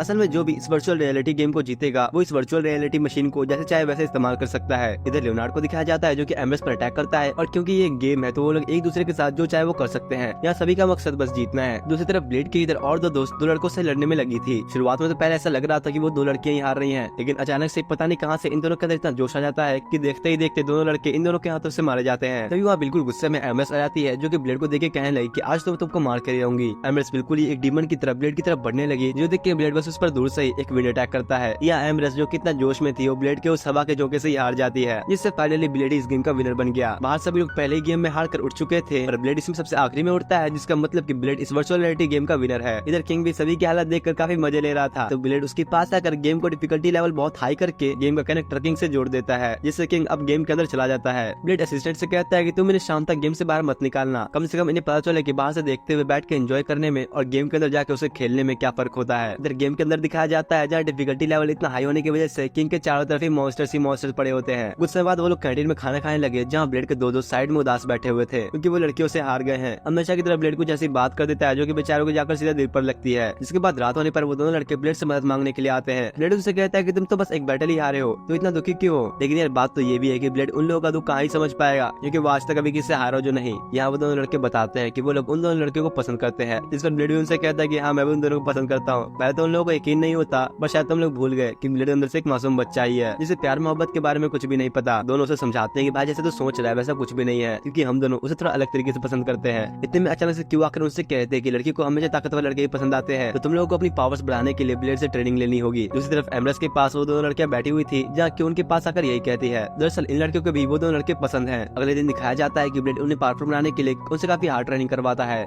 जहाँ दोनों ही कड़ी मेहनत करने से पीछे नहीं हटते। ब्लेड उनसे कहते हैं कि अगर तुम दोनों उन लड़कियों से बैटल में जीत जाओ तो अपना लेवल कन्वर्स कर देना। और अब दोनों टीम की ही बैटल शुरू होने वाली थी, जहाँ रेफरी ब्लेड और एम्ब्रेस ही है। शुरू में तो लड़के उन लड़कियों को काफी अच्छे टक्कर देते हैं और सभी को देख के ऐसा लग रहा था कि लड़के ही जीतेंगे, पर आखिर में पिछली बार की तरह दोनों लड़कियां अपनी फुल पावर्स इस्तेमाल करके जीत ही जाती हैं। पर इस बार जब फाइट खत्म हुई तो वो दोनों लड़के काफी अच्छा महसूस करते हैं और इस बार उदास भी नहीं होते। अगले दिन सभी लड़कियों को एक बहुत ही बड़ी मशीन मिलती है, जहाँ वो मशीन उन्हें ब्लेड की इमेज दिखाती है। इधर ब्लेड क्यू को ट्रेनिंग दे रहा था कि तभी लड़कियां उसे मशीन दिखाने के बुलाने लगी, पर जैसे ब्लेड उस मशीन को देखता है उस पर जल्दी से अटैक करके उसे वही खत्म कर देता है। लड़कियां ये देखकर काफी गुस्सा करती हैं, लेकिन असल में वो मशीन तो अभी डिस्ट्रॉय हुई ही नहीं। वो मशीन एम्ब्रेस को स्कैन करने लगी, जिसके बाद वो रीअसेंबल होकर इस बार एक लड़के में कन्वर्ट हो जाती है। ये मशीन ब्लेड से बदला लेना चाहती थी, वो आते ही उस पर अटैक करती है, लेकिन इस बार ब्लेड उस मशीन के टुकड़े टुकड़े कर देता है। ब्लेड कहता है कि तुम लोग को अंदाजा भी नहीं कि ये मशीन कितना ज्यादा खतरनाक है। थोड़ी देर बाद शाम का समय हो जाता है, लेकिन एक बार फिर से वो मशीन खुद को रीअसेंबल कर लेती है। ब्लेड उसे फिर से मारने जाने की कोशिश करने लगा, पर एम्ब्रेस उसे रोकती है। दरअसल ये मशीन एक गार्जियन है जो कि एक नेगेटिव रूप में आ जाए तो ये सभी के लिए खतरा होगा। तब ब्लेड की एक फ्रेंड आकर उससे कहती है कि अगर तुम ब्लेड को मारना ही चाहती हो तो हम लोग तुम्हारा साथ देंगे। क्लास में आकर वो सभी एक मीटिंग करने लगे, जब मारिया का वही दोस्त आकर लूना से ब्लेड को मारने की वजह पूछता है। असल में इस मशीन का नाम इन लोगों ने लूना रख दिया है। उसके पूछने पर लूना बताते हैं कि ब्लेड ने उसके प्राइवेट पार्ट्स पर हाथ लगाया है। ब्लेड उनसे कहता है कि अरे नहीं तुम लोग गलत समझ रहे हो। दरअसल एक दिन वो अकेडमी के खुफिया लाइब्रेरी में गया था, जहाँ उसे मशीन मिली, और ये उस समय की बात है जिस दिन एम्ब्रेस मोटी हो गई थी। मशीन बताती है कि उसका ब्लेड को मारने का भी यही रीजन है क्योंकि ब्लेड ने उसके बहुत टुकड़े किए हैं। ब्लेड एक बातों सुनकर पक चुका था, इसलिए वहाँ से निकल जाता है। इधर वो लड़का लूना को समझाने लगा कि वैसे तुम ब्लेड से कभी जीत नहीं सकती, और उसकी भी एक कमजोरी है जो कि है इमोशन। अगर तुमने किसी तरह उसके इमोशंस पर कंट्रोल कर लिया तो तुम उससे जीत सकती हो। अगले दिन लूना ब्लेड से फाइट करने के लिए तैयार थी, जहाँ इस वक्त वो अभी स्टैंड अलोन मोड में है, जिसका मतलब कि उसने अपने मदर कंप्यूटर से अपना कनेक्शन तोड़ दिया है। तो अगर ब्लेड ने उसे डिस्ट्रॉय कर दिया तो वो वापस दोबारा रिसेंबल नहीं हो पाएगी। ये सुनने के बाद तो ब्लेड ने उस पर अटैक करना बंद ही कर दिया, क्योंकि अगर इस वक्त उसने एक बार भी अटैक किया तो लूना डिस्ट्रॉय हो जाएगी, और इसी वजह से ब्लेड उस पर एक भी अटैक नहीं करता। लेकिन लूना इस मौके का फायदा उठाकर उससे अपने सारे बदले निकाल लेती है। आखिर में ब्लेड भी क्या ही करता, उसके पास हार मारने के अलावा कोई रास्ता ही नहीं था, जिससे लूना इस बैटल को जीत जाती है और सभी उसे चीयर अप करते हैं। इससे कम से कम उसका बदला तो पूरा हो ही गया।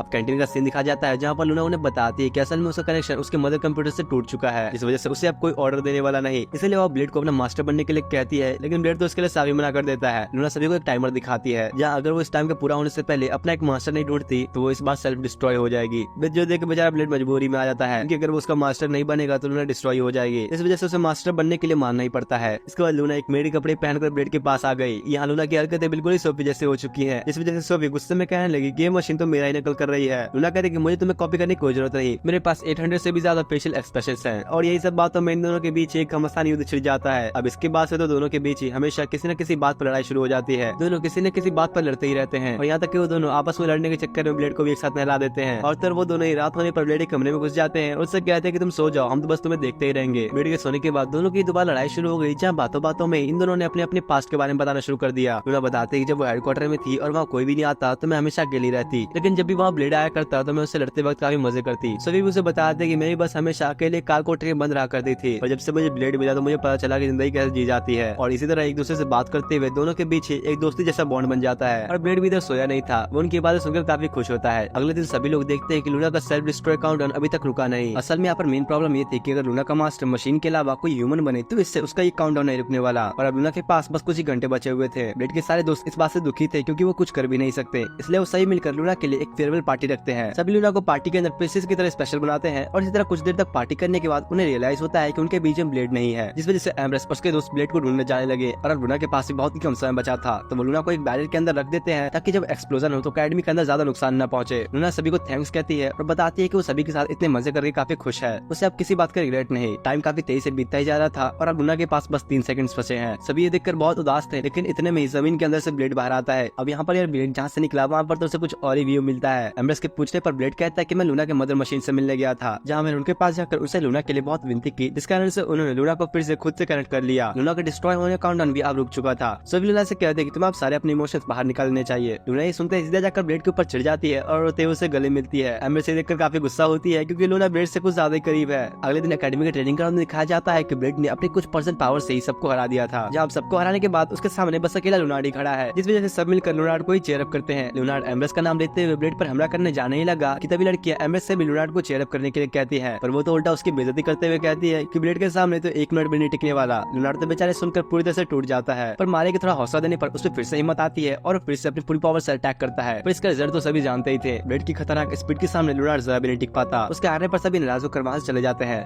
पर यार इन लोगों ने कौन सा तीर मार लिया ब्लेड के सामने। एम्ब्रेस भी लूनार्ड से नाराज थी तो उस बेचारे का दिल एक बार फिर टूट जाता है, लेकिन इसके बावजूद भी वो हमेशा की तरह ब्लेड के सामने खुद को खुश दिखाता है। अब रात होने पर लूनार्ड अकेला रूम में बैठा सोचने लगा कि आखिर वो क्यों इतनी मेहनत और कोशिश के बाद ब्लेड से हारी जाता है। उसे इस बात का पूरा यकीन है कि अगर वो ब्लेड को एक बार भी हरा देगा तो एम्ब्रेस उससे जरूर इंप्रेस हो जाएगी। इस वजह से अब वो अपने वेपन को और भी स्ट्रॉन्ग बनाने की कोशिश करता है। अगले दिन ऐसे ही लूनार्ड बैठकर आराम करने लगा कि तब मारिया उसके पास आकर उससे पूछने लगी कि आखिर तुम्हें क्या लगता है बस ऐसे बैठने से क्या तुम सच में किसी दिन ब्लेड को हरा पाओगे। और तब मारिया बताती है कि वो भी ब्लेड को हराना चाहती है, किसी से बार बार हारना बहुत ही फ्रस्ट्रेटिंग होता है, इसलिए वो ब्लेड को हराकर उसके बराबर आना चाहती है। लूनार्ड को उसकी बातों पर शक होता है, जिस पर मारिया उससे कहती है कि शायद तुम गलत समझ रहे हो, मैं ब्लेड को मारने की बात नहीं कर रही, क्योंकि किसी को मारने के बारे में तो हमेशा माओ ही सोचा करती है। पर मारिया भी जानते है कि माओ भी कभी ब्लेड को मारना नहीं चाहेगी। मारिया उससे कहती है कि जब मैंने तुम्हें ब्लेड से लड़ते हुए देखा तो मैं चाहती थी कि तुम्हें जीतो, जिस पर लूनार्ड उसे थैंक्स कहता है और मारिया को वादा करता है कि वो ब्लेड को एक दिन जरूर हराएगा। अचानक से एलिजा आकर उसे कहते हैं कि तुम लोग चाहकर ब्लेड को हरा नहीं पाओगे क्योंकि वो एक मॉन्स्टर की तरह है और उसे हराने के लिए तुम्हें उसकी जरूरत पड़ेगी, सुपर ऑर्गेनाइजेशन की। और इसके बाद दिखाया जाता है कि ब्लेड के सारे दोस्तों ने उसे हराने के लिए एक सुपर ऑर्गेनाइजेशन बनाई है। सभी का इसमें शामिल होने का मकसद ही ब्लेड को हराना होता है। और यहाँ एम्ब्रेस तो इसको लेकर कुछ ज्यादा ही एक्साइटेड थी। हर कोई एक एक करके अपने अपने आइडिया बताने लगा कि उन्हें ब्लेड को कैसे हराना चाहिए। वो कहते हैं कि उसे पोइजन देकर या उस पर सोते हुए अटैक करना सही होगा, लेकिन एम्ब्रेस ब्लेड से आमने सामने आकर एक फेयर फाइट करना चाहते थे, जिसमें वो ब्लेड को हराने के लिए अलग अलग तरह के वेपन्स का इस्तेमाल करेगी। इसके बाद सभी लोग अपने अपने प्लान पर काम करने के लिए तैयार हो जाते हैं। सबसे पहले एम्ब्रेस लूनार्ड के वेपन को लेकर ब्लेड से लड़ने के लिए पहुंचती है, लेकिन एम्ब्रेस के ब्लेड से फाइट करते वक्त लूनार्ड का वेपन ही टूट गया, जो देखकर वो काफी रोता है। फिर उनमें से एक लड़की ब्लेड पर सोते हुए अटैक करने जाती है और उसको तो वहाँ ब्लेड की बॉडीगार्ड लूना का सामना करना पड़ता है। अब वैसे देखा जाए तो दोनों एक ही टीम में है, लेकिन ब्लेड के सोते वक्त लूना अपने डिफेंसिव मोड में आ जाया करती है। इसी वजह से यहाँ पर उसने ब्लेड को बचाने के लिए अटैक किया था और फिर ऐसे ही एक करके हर कोई ब्लेड को हराने की कोशिश करने लगा, पर इसके बावजूद भी कोई भी उसे हरा नहीं पाता। लेकिन फिर भी एम्ब्रेस कुछ ज्यादा ही जिद्दी थी। वो अलग अलग तरीका आजमा कर ब्लेड को हराने की कोशिश करती है, लेकिन इसका कोई भी फायदा नहीं, आखिर में वो हारती है। तो अब सबके हार जाने पर लूनार्ड भी हार मारने का सोचने लगा, क्योंकि ब्लेड तो उनकी उम्मीदों से भी ज्यादा पावरफुल है। लेकिन यार एम्ब्रेस हार मानने वाली कहा, वो अब भी कुछ भी करके ब्लेड को हराना चाहती थी। ये देख के लूना सभी को उसकी ब्लेड के साथ हुई फाइट याद दिलाती है, जहाँ उसने ब्लेड को इमोशनल करके हरा दिया था। इसलिए वो ये आइडिया सभी को बता देती है, जो देख के सभी को लगा कि उन्हें भी यही तरीका आजमाना चाहिए। लूनार्ड इससे थोड़ा उदास होता है क्योंकि ऐसी फाइट का कोई भी फायदा नहीं। एम्ब्रेस उस पर काफी गुस्सा होते हुए कहने कि आखिर तुम ब्लेड को हराना चाहते हो या नहीं। तो अब बेचारा क्या ही करता, उसको एम्ब्रेस की बात आखिर में माननी पड़ती है। इसके बाद क्लासरूम का सीन दिखाया जाता है, जहाँ पर ब्लेड नोटिस करता है कि लूनार्ड और उसके बाकी दोस्त अभी तक नहीं आए हैं, जिस पर एम्ब्रेस और बाकी लड़कियां उसको ध्यान भटकाने की कोशिश करने लगी। इतने में इधर से वो तीनों अपना भेष बदलकर क्लास के अंदर आते हैं, जहाँ वो लोग यहाँ पर टेररिस्ट होने की एक्टिंग कर रहे थे। लेकिन बेचारे ब्लेड को तो पता ही नहीं होता कि भला ही टेररिस्ट किसे कहते हैं। इस पर सोफी उसे बताते हैं कि टेररिस्ट वो लोग होते हैं जो कि अपने फायदे के लिए किसी के साथ भी कुछ भी कर सकते हैं। वो तीनों ही जाकर टीचर से उनकी एक्टिंग में साथ देने की रिक्वेस्ट करते हैं और जाकर उन्हें अपना हॉस्टेज बना लेते हैं। उन लोगों ने यहाँ पर क्लास में सभी को बाहर निकल जाने को कहा तो ब्लेड भी क्यू के साथ बाहर जाने लगा, लेकिन एम्ब्रेस उसे रोकती है क्योंकि यार इसी के लिए तो सब नाटक चल रहा है। वो ब्लेड को उन टेररिस्ट के साथ लड़कर टीचर को बचाने के लिए कहती है। इधर टीचर भी हॉस्टेज होने की कुछ ज्यादा अच्छी एक्टिंग करने लग जाती है, जो देख के बाकी लड़कियों को भी जलन होने लगी और वो चाहती थी कि अब उन्हें भी हॉस्टेज बनाया जाए ताकि ब्लेड उन्हें आकर बचा ले। सभी लड़कियों में इसी बात को लेकर बहस शुरू हो जाती है, जो देखकर अब टीचर बोर हो गई थी तो अब वो वहाँ से चली जाती है। इधर अपने हीरो ब्लेड को तो ये भी नहीं पता होता कि आखिर हॉस्टेज किसे कहा जाता है, कि उसे बताते कि हॉस्टेज का मतलब वो खाना होता है जो कभी खराब नहीं होता। इस उनके ब्लेड को लगा कि शायद ये टेररिस्ट इन लड़कियों को खाना चाहते हैं और अब देखिए इस ब्लेड को सिचुएशन समझ में आती है, जो देखकर के उसे शाबाशी देती है। देख लो इसे आप समझ में आया कि यहाँ पर चल क्या रहा है। इधर एम्ब्रेस ब्लेड पर काफी गुस्सा भी हो रही थी क्योंकि ब्लेड उन्हें बचाने में काफी समय लगा रहा है। वो तीनों ब्लेड को अब सरेंडर करने के लिए कहते हैं, पर इतना आसान थोड़ी ब्लेड को है ना। और तब ब्लेड रिवील करता है कि उसने तो तीनों को शुरुआत में ही पहचान लिया था, जो जान के वो हैरान होने के साथ साथ काफी गुस्सा भी होते हैं क्योंकि जिसके सामने वो एक्टिंग कर रहे थे वो तो उनसे ही बड़ा एक्टर निकला। ब्लेड अब उनसे पूछता है कि भला तुम लोगों ने इन लड़कियों को हॉस्टेज क्यों बनाया है। अब यहाँ पर ये सुनकर उनको ही समझ में आता है कि ब्लेड को उनकी सच्चाई तो पता है पर उनके प्लान के बारे में बिल्कुल नहीं, यानी ये टेररिस्ट वाला प्लान अभी भी काम कर सकता है। इसलिए उनमें से एक उठकर ब्लेड से कहता है कि अब वो लड़कियों को खा ही जाएगा, लेकिन इस बीच उसकी हरकतें कुछ ज्यादा ही बढ़ गई थी तो उसे लड़कियों से मार भी खानी पड़ती है। इसके बाद उन तीनों में से एक ब्लेड को मारने के लिए कहता है कि तुम हार चुके हो, तो ब्लेड उनसे कहता है कि भला मुझे अब क्यों हार मानना है। लूना आगे बढ़कर उससे कहता है कि जब लूना ने अपने आप को होशे बना लिया था तब तो तुमने बड़ी सारी से हार मान ली थी ना, तो अभी क्या प्रॉब्लम है। इस पर ब्लेड उससे कहते हैं कि अब तुम्हारी चीप ट्रिक्स दोबारा मुझ पर काम नहीं करने वाली। लेकिन लूना फिर से ब्लेड को डराने के लिए एम्ब्रेस से गले पर अपनी तलवार रख देता है और सीन को और भी ज्यादा रियलिस्टिक दिखाने के लिए एक क्रीपी स्माइल भी देता है और सब मिलकर फिर से ब्लेड को हार मारने के लिए कहते हैं। पर ब्लेड तो बस अपनी एक ही हल्के से हवा के झोंके से लूनार की तलवार को टुकड़े में बदलने के साथ साथ तीनों के कपड़े भी फाड़ देता है, जो देखिए एम्ब्रेस से अब रहा नहीं जाता और वो सभी के साथ मिलकर ब्लेड के ऊपर एक कंबाइन अटैक करती है। लेकिन यार हर बार की तरह इस बार ब्लेड उन्हें बस कुछ सेकंड्स में हरा देता है। क्या लगता है कभी जीत पाएंगे लोग ब्लेड से। अब इसके बाद सुपर ऑर्गेनाइजेशन में एक बार फिर से इनकी पंचायत बैठती है, जहाँ लूनार्ड और एम्ब्रेस हमेशा की तरह ब्लेड को हराने के लिए सभी को मोटिवेट करते हैं। भाषण देते हुए लूनार्ड सभी को एकजुट में होकर काम करने के लिए कहता है, पर एम्ब्रेस तो इधर ब्लेड के साथ अपने ख्यालों में खोई हुई थी। अगले दिन ब्लेड और एम्ब्रेस अकेडमी में घूमते हुए देखते हैं कि यहाँ पर किसका बर्थडे मनाया जा रहा है और हमेशा की तरह अपने ब्लेड को तो पता ही नहीं कि बर्थडे क्या होता है। तो एम्ब्रेस उसे सब कुछ बताने लगी, जो सुनने के बाद ब्लेड बिना किसी रिएक्शन के वहां से चुपचाप निकल जाता है। अगले सीन में सभी लड़के बैठ के ब्लेड के बारे में बातें करने लगी कि ब्लेड को तो बर्थडे के बारे में कुछ पता ही नहीं है। इसका मतलब ये है कि उसने आज तक अपना बर्थडे कहीं मनाया ही नहीं होगा। और अब जब ब्लेड को पता ही नहीं कि उसका बर्थडे कब आता है तो सब मिलकर डिसाइड करते हैं कि वो ब्लेड को एक बर्थडे सरप्राइज देंगे। पर अब सरप्राइज में ब्लेड को क्या देना है उन्हें समझ ही नहीं आता। इतने में किंग वहां आकर उनसे कहता है कि उन्हें हम लोग उसे करी गिफ्ट के तौर पर दें। अगर उसकी फेवरेट करी हम उसे गिफ्ट के तौर पर देंगे तो वो पक्का काफी खुश हो जाएगा। जिसके बाद तो किंग कुछ ज्यादा ही जोश में आ गया। वो सभी से कहता है कि अब तैयार हो जाओ, मैं तुम्हें अब तक सबसे बेस्ट किचन में लेके जाने वाला हूँ। यहाँ ब्लेड भी उन लोगों के साथ ही था, लेकिन उसे कई वाले प्लान के बारे में कुछ भी नहीं पता होता। जिसके बाद ये सभी काफी बड़े जंगल में पहुंचते हैं, जहाँ किंग उनसे कहता है कि अब तुम लोग का यहाँ पर एक टास्क होने वाला है। जब तक तुम लोग इस टास्क को कंप्लीट नहीं करते तुम लोग जंगल के बाहर नहीं निकल पाओगे। यहाँ पर इस साल में सभी का टास्क ये होता है कि इन लोगों को कुछ दिनों के अंदर ही 11.3 बिलियन कैलोरीज खाना होगा, जहाँ सबको जानवरों और प्लांट्स को भी मारना होगा। कि और बाकी लोग इससे काफी खुश दिखते हैं, लेकिन वह ब्लेड को तो काफी बोरिंग लगने लगा। अब इधर बाकी लड़के तो काफी जोश में थे क्योंकि उन्हें ही सब ब्लेड के बर्थडे सेलिब्रेशन के लिए करना है। जिसके बाद सभी जंगल में जाकर अपने अपने शिकार के लिए जानवर को ढूंढना शुरू करते हैं। लेकिन कुछ देर तक घूमने के बाद ही उनका सामना काफी बड़े मॉन्स्टर से होता है। सभी इस मॉन्स्टर का ध्यान बस इधर उधर भटकाने में लगे थे कि तभी मारिया जल्दी से माउस में कन्वर्ट होकर एक झटके में इतने बड़े मॉन्स्टर को मार गिराती है। ब्लेड को तो यहाँ कुछ काम भी करने को नहीं मिलता। शाम होने पर सारे मिलकर मॉन्स्टर को पकाने के लिए एक सेटअप बनाते हैं। सभी ने यहाँ बिल्कुल ही आदिवासियों जैसे रहना शुरू कर दिया था। यहाँ तक कि इन लोगों ने तो यहाँ पर एक लिस्ट भी बना ली कि इन्हें आने वाले दिनों में क्या क्या करना है। इसके बाद अब सीधा कुछ दिन बाद का सीन दिखाया जाता है, जहाँ पर इन लोगों ने अपने टारगेट का 40% तक टास्क कंप्लीट कर लिया है। जो देखकर किंग उनकी तारीफ करता है और उनसे कहता है कि अब तुम लोगों के लिए एक और काम बाकी है। वो उन सभी को काफी सारे पेपर्स देता है और उनसे कहता है कि अब तुम लोगों को इन सभी इंग्रेडिएंट्स को ढूंढना है, क्योंकि इन्हीं चीजों को मिलाकर ब्रेड के लिए वो स्पेशल सरप्राइज बनेगा। जिसके बाद सभी लिस्ट में लिखे सारी चीजों को कलेक्ट करने के लिए निकल जाते हैं। पहले ये लोग एक गुफा के अंदर पहुंचे, जहाँ ऑलरेडी एक मॉन्स्टर मौजूद था। एम्ब्रेस उस पर लगातार काफी अटैक्स करती है, लेकिन इसके बावजूद भी उस पर कोई असर नहीं पड़ता। तो एम्ब्रेस अब उसे जलाकर खत्म करने का सोचती है, लेकिन अगर उसने ऐसा किया तो इससे मॉन्स्टर का स्वाद ही खत्म हो जाएगा। इधर ब्लेड बेचारा बैठा उनसे कहता है कि छोड़ो ना, इस मॉन्स्टर का हमें क्या करना। लेकिन वो ऐसा नहीं करते, क्योंकि ये भी काफी इंपॉर्टेंट इंग्रेडिएंट है करी बनाने के लिए। अगले दिन सभी एक कॉर्न मॉन्स्टर से मिलते हैं। ब्लेड तो पहले इसे अपने स्वॉर्ड से काटने का सोचता है, तब माँ उसे कहती है कि अगर तुमने ऐसा किया तो उसका टेस्ट खराब हो सकता है। इस वजह से बेचारे ब्लेड को इस कॉर्न मॉन्स्टर को हराने के लिए इसके साथ एक बॉक्सिंग मैच करना पड़ेगा।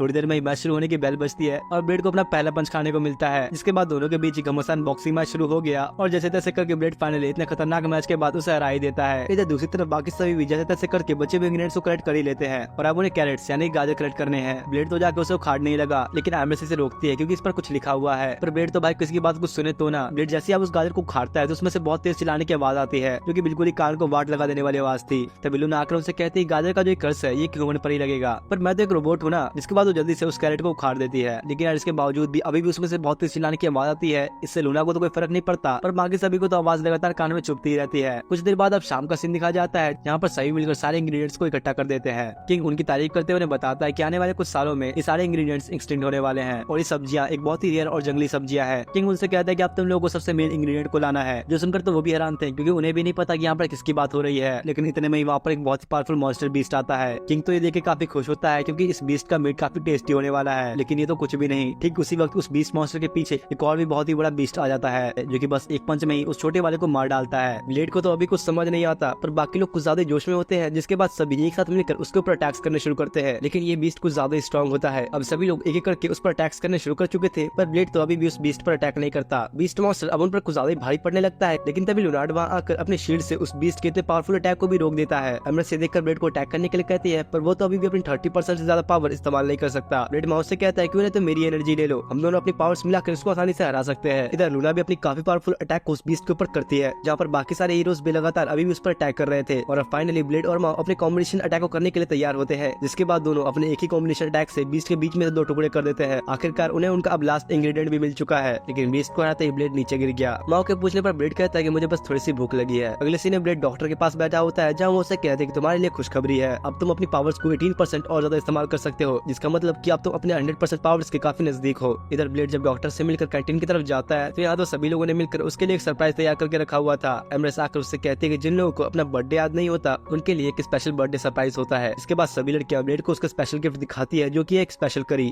ये देखकर अपने ब्लेड को तो यकीन ही नहीं होता। वो सोच लगा कि क्या सच में इन लोगों ने उसके लिए इतना सब कुछ किया। तभी किंग आकर ब्लेड को हैप्पी बर्थडे विश करते हुए उसे करी टेस्ट करने के लिए कहता है। अब जैसे ही ब्लेड सभी कहने पर करी खाता है, तो उसकी आंखों से आंसू निकलने शुरू हो गए। वो अपने आप को काफी कंट्रोल करने की कोशिश करता है, पर तभी किंग आकर उसे दिलासा देते हुए कहता है कि अगर तुम रोना चाहो तो रो सकते हो, ऐसा कोई कानून नहीं बना कि लड़के रो नहीं सकते। ये सुनने के बाद तो ब्लेड की आंखों से आंसू रुकते ही नहीं। वो काफी खुश था कि फाइनली अब उससे ऐसे दोस्त मिल चुके हैं जो कि उसकी इतनी परवाह करते हैं। और इसी तरह बेचारा करी खाते हुए अपने आंसू पानी की तरह बहाता है। अगले दिन ब्लेड अपने दोस्तों को कुछ नई फाइटिंग टेक्निक सिखाता है। कितने में वहाँ सोफी आ जाती है। वो दोनों लड़के सोफी को भी ब्लेड की ये टेक्निक सीखने के लिए कहते हैं, लेकिन उसी वक्त अचानक से सोफी अपनी तलवार निकाल कर ड्रैगन स्लैश अटैक इस्तेमाल करती है, जो कि काफी खतरनाक अटैक है। सभी को ऐसा लगता है कि सोफी ब्लेड पर अटैक कर रही है, लेकिन याद वो सोफी अपने जैसे दिखने वाले एक डुप्लीकेट पर अटैक करती है। वो ब्लेड से कहती है कि मैं सब संभाल लूंगी। इधर तुम सभी की तरह सारे लोग भी ये देखकर हैरान थे कि भाई आखिर ये हो क्या रहा है, और ये अब एक और सोफी कहाँ से आ गई। इधर वो नकली सोफी अपने ड्रैगन स्लैश अटैक को इस्तेमाल करके सभी के सामने गायब भी हो जाती है। अब कुछ देर बाद उसी नकली सोफी को दिखाया गया, जो कि किसी घर के अंदर जाती है, और यहाँ इस घर के अंदर तो ऐसे ही और 4 सोफी है। इस सभी के वेपन्स और बिहेवियर एक दूसरे से बिल्कुल ही अलग थे। तभी उनमें से एक सोफी आकर दूसरी वाली से पूछती है तो तुम्हारा मिशन कैसा गया। तब उन लोगों को पता चलता है कि सोफी ने तो वहां जाकर उनके प्लान को पूरी तरह से बिगाड़ दिया। ये ब्लेड को मार भी नहीं पाई, ऊपर से अब सभी लोगों ने इसको और देख भी लिया। अगले दिन ब्लेड और उसके साथियों के पास एक और अलग सोफी आती है, जिसके वेपन कुछ ज्यादा ही अलग होते हैं। वो आते ही ब्लेड को फाइट करने के लिए चैलेंज करती है, जो सुनकर ब्लेड भी कहता है कि हाँ मैं तुम्हारा इंतजार कर रहा था। थोड़ी बकवास करने के बाद सोफी ब्लेड पर अटैक करती है, जिससे ब्लेड को लगा कि शायद अब उसे इस फाइट में काफी मजा आने वाला है। दोनों के बीच ही बैटल शुरू होती है, जहाँ दोनों ही पहले तो एक दूसरे को काफी अच्छी टक्कर देने लगे, लेकिन कुछ देर में ही इस डुप्लीकेट सोफी को रियलाइज हो गया कि वो तो ब्लेड को कभी मार ही नहीं सकती। और यहाँ पर इन दोनों के बीच कुछ अजीब हरकतें देखकर उसे काफी गुस्सा आता है। सोफी को गुस्से में देखकर डुप्लीकेट सोफी वहाँ से भाग जाती है। तब एमर्स बताती है कि 4th सोफी थी। इससे पहले उनसे लड़ने के लिए 3 और सोफी आ चुकी है, जिनका बिहेवियर और वेपन्स एक दूसरे से बिल्कुल ही अलग थे। पर यहाँ सोफी को इस बारे में सारी बातें पता होती है, लेकिन वो फिर भी किसी को नहीं बताती। और अब तुम्हारे कानों में न सिर्फ सोफी नाम ही गुंजेगा, क्योंकि यहाँ पर सिर्फ सोफी का जिक्र होने वाला है। अगले सीन में सही बैठकर लंच करने लगे, जहाँ वो बात करते हैं कि कैसे सभी नकली सोफी ब्लेड के जान के पीछे पड़ी हुई है। एक लड़की कहती है कि भाई इसमें कौन सी बड़ी बात है, हम लोग भी तो ब्लेड को हराना ही चाहते हैं, तो डुप्लीकेट सोफी भी तो यही कर रही है। दूसरी तरफ उन सारे डुप्लीकेट सोफी का बेस दिखाया जाता है, जहाँ पर अब उस सबसे छोटी सोफी की बारी है ब्लेड को हराने की। सभी लोग आपस में प्लान बना रहे थे कि ब्लेड को कैसे मारेंगे, और तब हमें इनके बॉस को दिखाया जाता है। जी हाँ, इनका एक बॉस भी है। वो उनसे कहता है कि तुम लोग का भी साबित करना होगा कि कैसे एक आर्टिफिशियल हीरो ग्रेट हीरो को हरा सकता है, तुम्हें किसी भी हालत में उसे मारना ही होगा। इधर सोफी ब्लेड के कमरे में उसको चेक करने के लिए आती है। जैसे ही अब आकर वो ब्लैंकेट ऊपर करती है, तो वहाँ पर उसे लूना दिखती है। लूना उसे देखते ही अपना अटैक तैयार करने लगी, क्योंकि यहाँ पर उसे पता नहीं होता कि सोफी असली वाली है या नकली वाली। लेकिन सोफी को थोड़ा समझाने पर वो समझ जाती है। लूना उससे कहती है कि तुम सारे सोफी का अपीयरेंस इतना सेम है कि असली और नकली में फर्क बताना कुछ ज्यादा ही मुश्किल हो चुका है। सोफी कहती है मैं बस यहाँ पर देखने आती कि ब्लेड ठीक है या नहीं। इसके बाद वो चुपचाप बाहर निकल आई, जहाँ वो देखती है कि उसके सामने एक डुप्लीकेट सोफी खड़ी है। सोफी उसे कहती है कि मुझे पता है तुम लोगों को कमांड्स कौन दे रहा है, लेकिन फिर भी तुम ब्लेड को ऐसे मार नहीं सकते। इस पर सोफी उससे कहती है कि हम तुम्हारे जैसे नहीं, हमारे पास तुम्हारे जैसे लंबी लाइफ नहीं है, इसलिए हमें उसे मारना ही होगा। असल में सारे डुप्लीकेट सोफी रियल सोफी जैसे बिल्कुल नहीं होती, क्योंकि ये लोग आर्टिफिशियल ग्रेट हीरो प्रोजेक्ट के किसी दूसरे मिशन वाले सोफी है। लेकिन इधर जो रियल सोफी है वो एक अलग प्रोजेक्ट की सोफी है, तो इसलिए रियल वाली सोफी की लाइफ डुप्लीकेट सोफी से ज्यादा लंबी है। इसके बाद दोनों के बीच लड़ाई शुरू होती है, जहाँ डुप्लीकेट सोफी रियल वाली के सामने कमजोर पड़ रही थी। सोफी को उसे हरा देने के बाद उसके पास मौका होता है उसे मारने का, लेकिन वो उसे मार नहीं पाती, क्योंकि आखिर में तो दोनों एक ही है। डुप्लीकेट सोफी जाते हुए रियल सोफी से कहती कहते हैं कि हम तुम्हारा इंतजार करेंगे उस जगह पर जहाँ पर सूरज की किरणें भी नहीं आ पाती। अगले सीन में वो सभी डुप्लीकेट सोफी उसी वर्चुअल रियलिटी गेम वाले वर्ल्ड में आ जाते हैं। यहाँ पर भी वो ब्लेड को हराना ही चाहते हैं। अगले सोफी रियल वाली को उनका साथ न देने के लिए टॉन्ट मारती है, जो देख सोफी से रहा नहीं जाता और बस उन पर अटैक करना शुरू कर देती है।